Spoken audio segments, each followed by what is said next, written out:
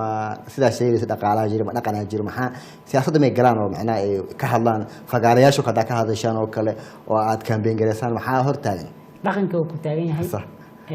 dhaqaalihi uu ku taagan yahay amniga uu ku taagan yahay maanta hadda degan tahay degmada Daynile صح political analyst ma noqon karto صح waa inaad u guurtid waa bari iyo yani xamarweyne marka qofkii dhalinyarada ahayna macquul ma ahna inuu yani deegaankiisa iyo meeshii jaamacadda ku dhiganayo iyo meeshii jaamacadda uga baxay inuu ka guuro mid waa aragtaa marka caqabado badan oo waxbarashadaas iyo amnigaas iyo fahamka khaldan ee bulshada siyaasadda ka haysto un baa ku xiran waan gartay dhinaca kale waxaa jira dhawaan in maamulka gobolka Banaadir in dawladda waxay ugu duwan tahay dawladihii hore in dhalinyaro ee degmooyinka ay mas'uuliyiin ka yihiin ama gudoomiyaal degmooyin ka yihiin soo lama dhigi karo wax badan iska bedel waagii hore oo inta badan degmooyinka dad odayaal ay majrax u hayeen runtii waan bogaadinayaa dawladdu haday yani sameeyday yani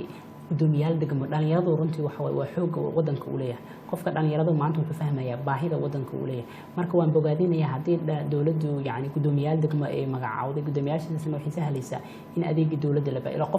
qofku maanta oday haduu yahay way adkaanaysaa hadii meel daad ka dhaco ama dab ka dhaco inuu tago laakiin qofka dhalinyarada ahi wuxuu ku xiran